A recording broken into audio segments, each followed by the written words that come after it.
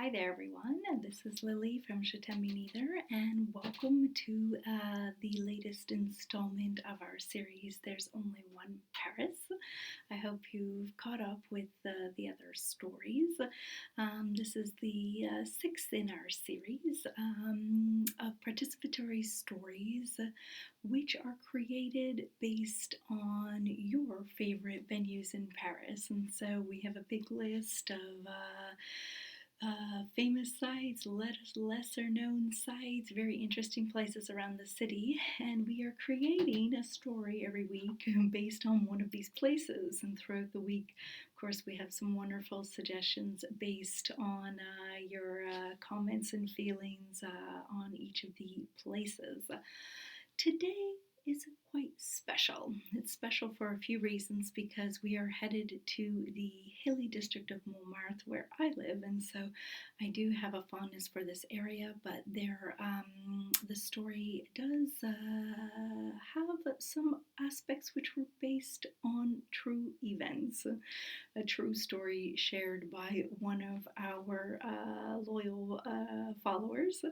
And so I'd like to thank Mona Thompson for her wonderful contributions, as well as Jeannie Mayer, who also gave some wonderful feelings and impressions that she had of Montmartre and the Moulin Rouge, because it features in this story.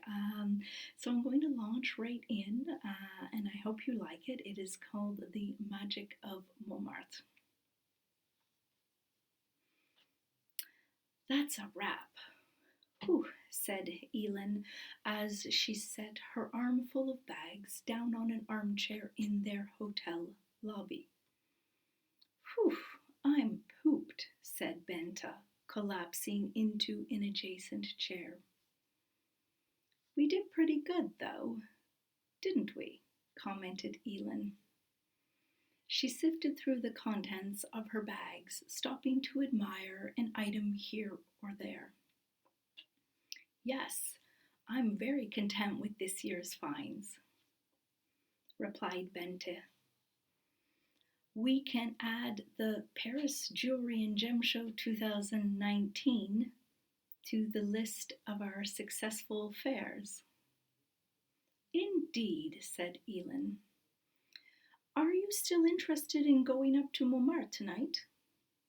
Oh yes, I can't wait, cheered Benta, perking up from her previously fatigued state. Great, let's get freshened up and meet back here down at, say, 7 p.m., suggested Elin as she gathered up her bags. Sounds good, confirmed Benta. She peeled herself out of the cushy seat and felt around in her pockets for her key card. See you then. Elin and Benta had been coming to the Paris Jewelry and Gem Show for years. It had become an annual tradition for the two friends, both jewelry designers back up in Denmark. Although they came for work and had busy days making purchases and contacts at the fair, they always tried to eke out a little time in their busy schedule for taking in Paris. They hadn't been up to Montmartre in a while, so when Benta proposed they spend their last evening there, Elin instantly agreed. Don't you look nice? Complimented Elin when the two ladies met back up in the foyer at 7 p.m. As do you, said Benta. We might as well live it up. We're in Paris after all. And it's our last night, added Elin. You never know what the evening could have in store. Precisely, said Benta. Let the magic of Paris decide. Allons-y, let's go, said Elin. And with that, the two friends exited their hotel near the Musée d'Orsay and made their way towards the Solferino metro station. I have an idea, started Benta when they were seated on the subway. What's that? Asked Elin. I've never been to the Moulin Rouge. Neither have I. Why don't we give it a try? Suggested Benta. We look dressed up enough. It could be a nice way to cap off our stay. Why not? Said Elin. Plus, I've spent less at the fair than I'd budgeted. I have all these leftover euros. I suppose I could save them for next time, but you just never know. There's always a chance we won't make it to the fair next year, and the bills would simply be collecting dust in my wallet. A friend of mine just went to the Moulin Rouge, added Benta. She said she was mesmerized watching the dancing and singing ensembles in their fabulous costumes with sequins, rhinestones, and feathers. The show has other performers, like ventriloquists, magicians, and clowns. But she was raving most about the dancers. She said they were simply exquisite in their flowing chiffons, decorated headpieces, and dazzling jewelry. Perhaps the show could give us inspiration for our own creations. Shall we put this down as research? Proposed Elin. Maybe we can slip the expense into our accounting. The two friends giggled, and their excitement rose as they traveled north on the old-fashioned train of Metro Line 12. Being interested in the arts, Elin had always admired the prints and posters of Toulouse-Lautrec, which starred the multifaceted characters of the Moulin Rouge. For some time now, she'd wanted to go to the place that had so inspired the artist to paint and draw those eclectic women and men. One can only imagine the stories of the performers who have graced the cabaret stages over the decades. Stories about love, lust, and loss. Elin wondered if their ghosts were dancing in the wings.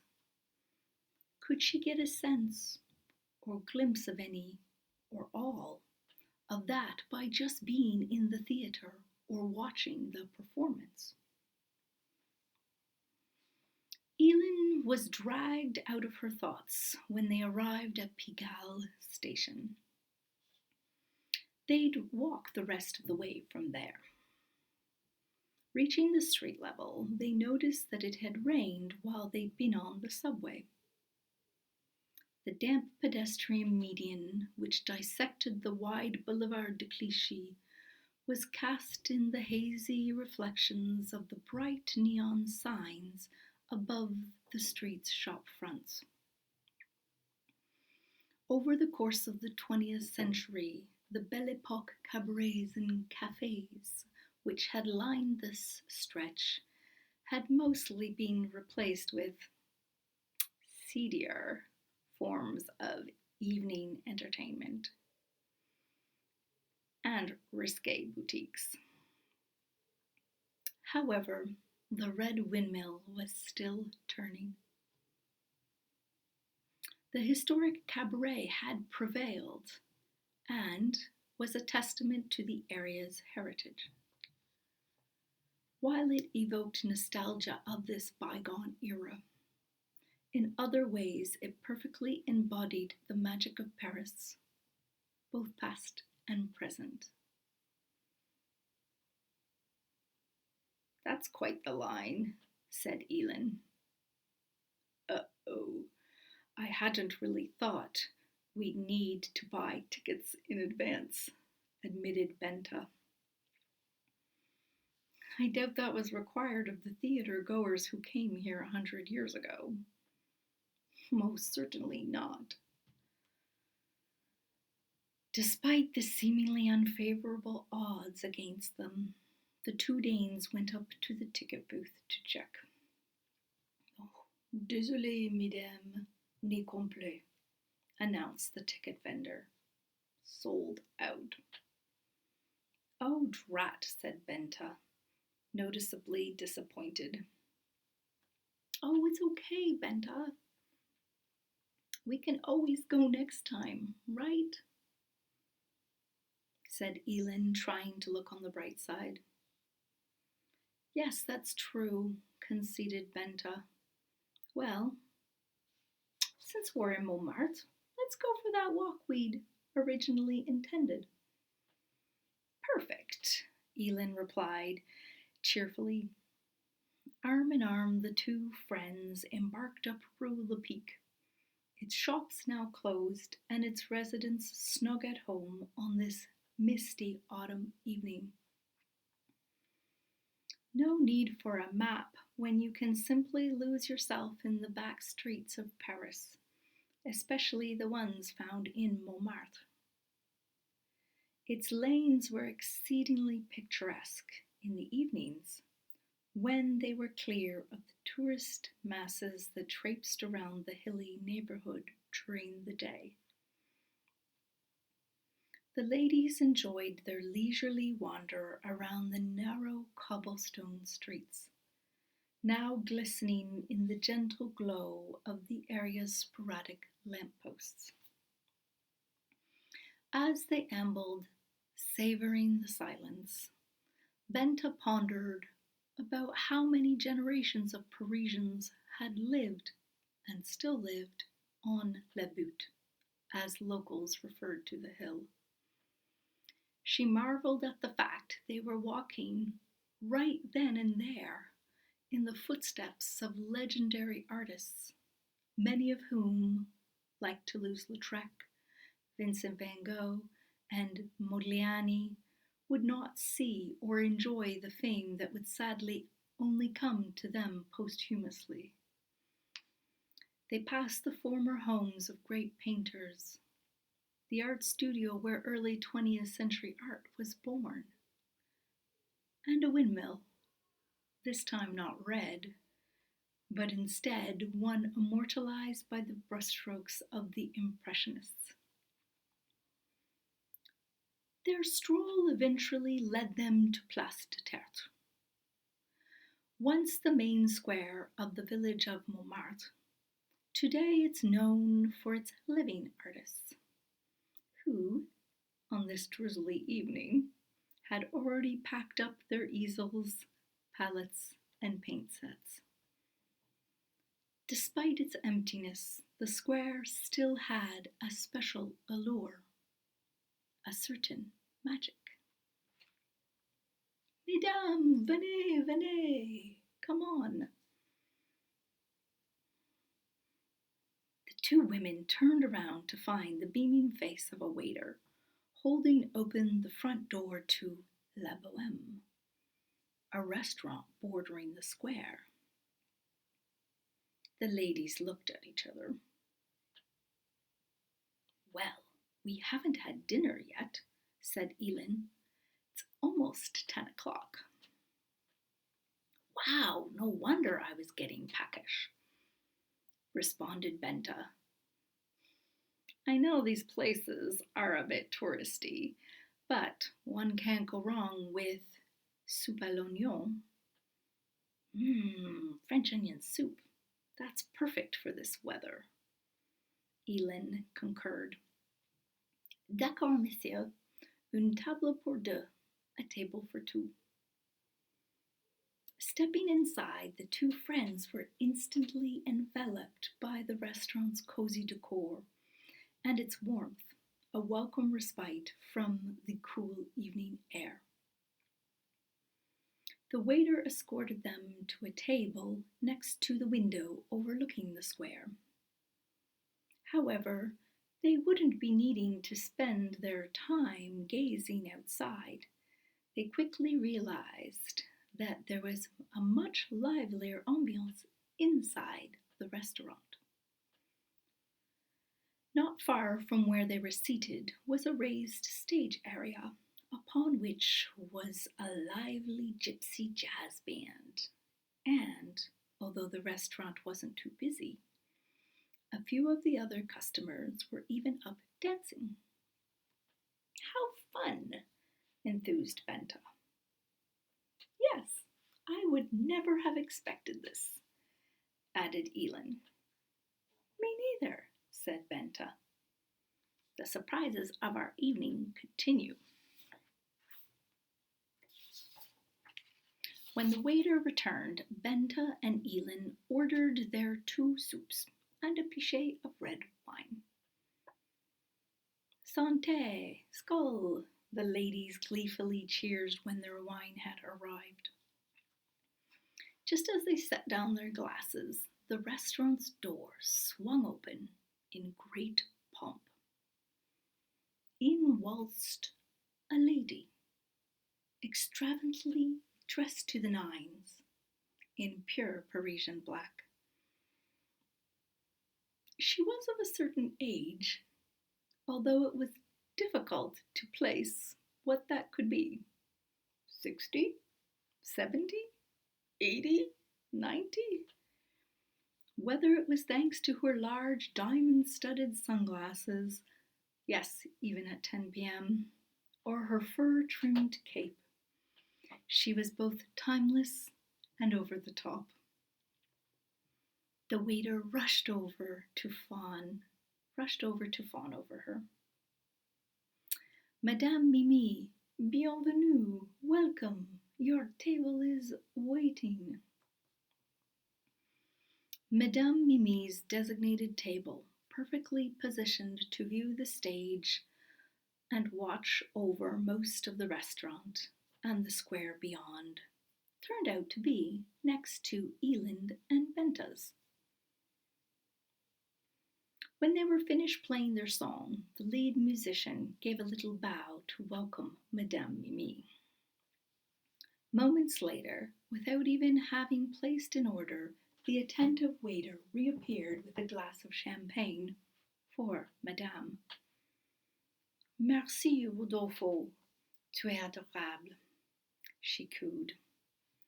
The waiter returned shortly thereafter, bearing 2 steaming bowls of French onion soup.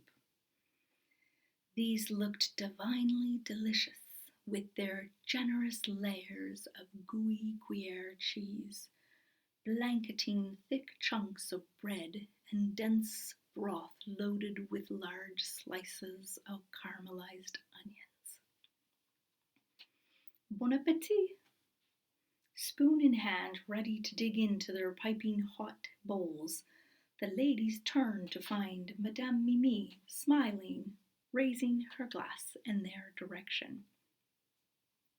Merci, they replied cheerfully before devouring their satisfying soups to the tunes of the modern-day Django Reinhardt and his band. As soon as they set down their spoons, Madame Mimi returned her attention to the 2 accidental tourists. "Are you visiting Paris?" asked Madame Mimi in an English accent thicker than the French onion soup.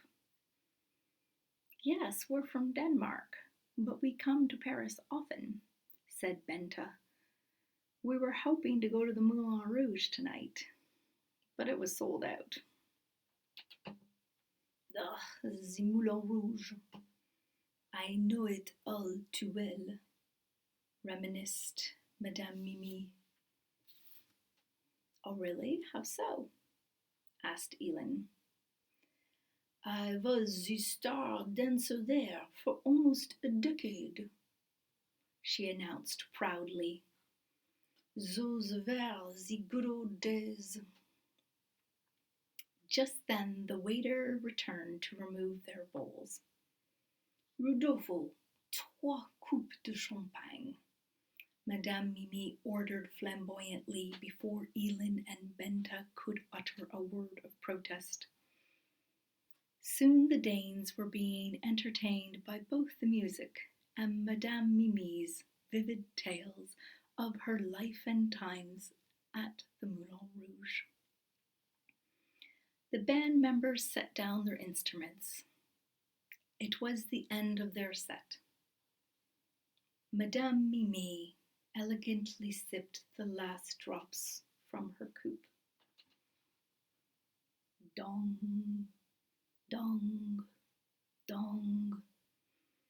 France's largest church bell, hanging not even 50 meters away in the tower of Sacré-Cœur, thunderously tolled 12 times.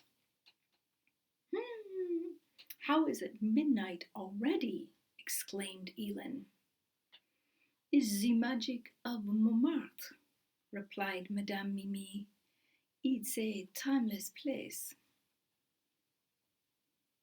Montmartre was timeless.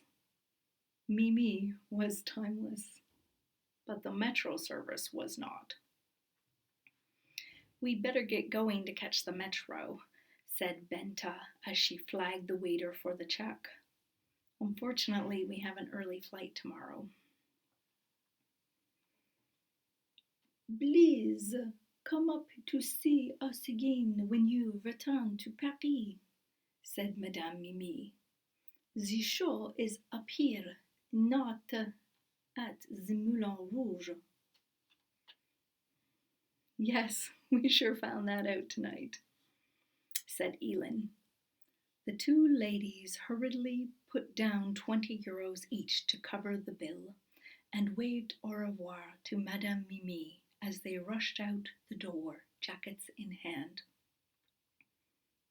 Quick! I think there's a metro station over this way, said Elin. They scurried down a street that looped around the white domed basilica. Something twinkling caught their eye, causing the ladies to stop in their rushed tracks. In the distance was the Eiffel Tower, whose hourly evening sparkle fest was just finishing up. Gorgeous, gasped Benta. More of the magic of Montmartre, said Elin. Montmartre was the highest geographic place in Paris, and its views of the sparkling city fiercely competed with those one could admire on the high hill of Belleville. However, on that night, the ladies didn't have time to soak up the vista. They had to hustle. In seconds, they reached the long staircase in front of Sacré-Cœur that seemingly went on forever and ever down Rue Feuilletier. The steps still glistened from the early evening rain, so the ladies tried their best to descend both quickly and carefully, eyes glued to their feet to avoid slipping. Out of nowhere, the steps broke out in flashes of orange and red. They had reached a small landing that divided up the endless steps upon which was a fire breather. He raised his smoldering stick up to his lips once again and huffed out a giant gust of fire, which lit up the sky in front of the Danes and the few other passers-by who'd gathered to witness the awesome spectacle. Elin was captivated. This wasn't any ordinary fire breather either. He was truly amazing. She noticed a donation hat on the ground, so she hastily pulled out her wallet to give him some money. In the change section, she only had a few centimes, so she turned to the note compartment. All that was left was €100 bill. She hesitated for a split second, then removed the crisp green note. "Come on, Elin, are you crazy?" Benta hissed in Danish. "I have to," replied Elin. "I don't know why, but I just have to. Besides, that's what we would have spent had we gone to the Moulin Rouge. I'm more than satisfied with the alternative show we got tonight." Elin put the large note in the hat and looked back up at the fire breather. In the low light, she could hardly see his face. Nevertheless, their eyes met, and he made a gesture of thanks. "Let's go," said Benta. "We have to get a move on. Now we won't have the money to take a taxi if we miss the metro." The ladies raced the rest of the way down the stairs. On their left, inside the dark park, was the shadow of an old-fashioned carousel. The merry-go-round added a last dash of whimsical allure to their evening of magic in Montmartre. Unbeknownst to them at the time, a few months later, world events would have it that this was the last time the two friends would experience the magic of Montmartre for the unforeseeable future. Or so it seemed.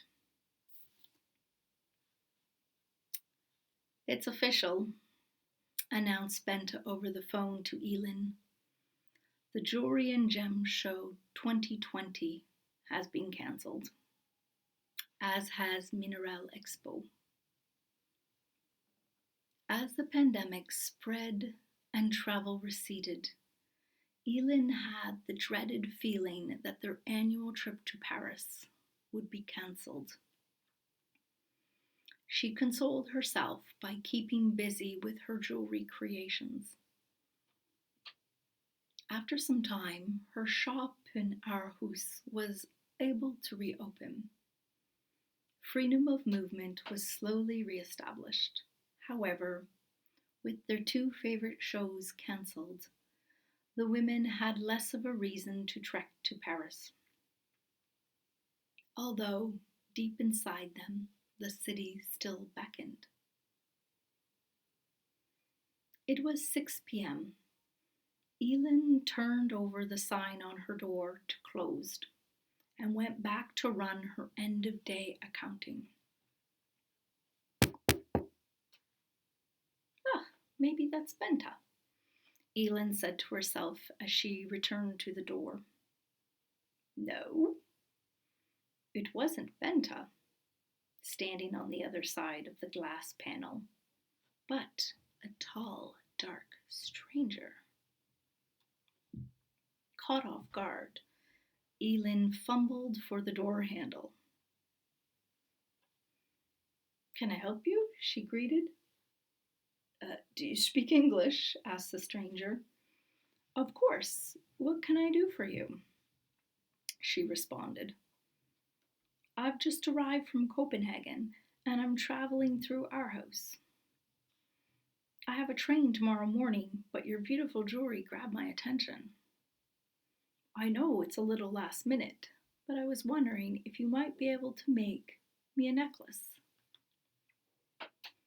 Times have been tough since the crisis, and Elin couldn't really refuse the unexpected sale. Plus, there was something about this mysterious stranger. Something that made Elin feel like she'd met him before. The two of them sat at her counter, where he explained his ideas for the design and the colors he wanted to be included. "How much would that be?" €100, replied Elin. Okay, that's fine, agreed the stranger, pulling out a crisp €100 note from his wallet. I'll pay you right now. Excellent. It'll be ready by 10 a.m. tomorrow. They went to shake hands, then stopped midway. No shaking hands these days. Their hands hadn't locked, but their eyes had. Yes, Elin did know those eyes. Eyes which had shone under an orangey red flare. It was you, he said, his sentence trailing off. Yes, and it was him, the fire breather. Incredible. However, what had brought him here to our house? To her shop? As it turned out, back when Elin had fatefully descended those Montmartre steps and encountered the fire breather, whose name was Damien, he was totally broke. Despite his dismal finances, he was still hoping to collect enough money to make a video of his fire breathing skills, a requirement to get invited to a prestigious competition in Spain. If his application was shortlisted, he'd be invited to the event. All expenses paid. Time had been running out. The deadline was approaching, and Damien didn't think he would be able to make it on time. Then, like a message from Vulcan, the god of fire, he received Elin's €100 note. This was just enough to rent professional camera equipment. A friend filmed the video. He sent it in, and he was invited to the competition. Once there, he ended up winning the top prize, a 2-month, all expenses paid performance tour of Europe. The trip was delayed due to the pandemic, but it was eventually rescheduled. Denmark was the last stop on the tour. By 10:30 a.m. the next morning, he would be on a train back to Paris. How did you know it was me? Questioned Elin after hearing his amazing story. I noticed the jewelry in your window display, he explained. You were wearing a very similar necklace that night. It flickered like a sparkler in the light of my fire. It had given me hope.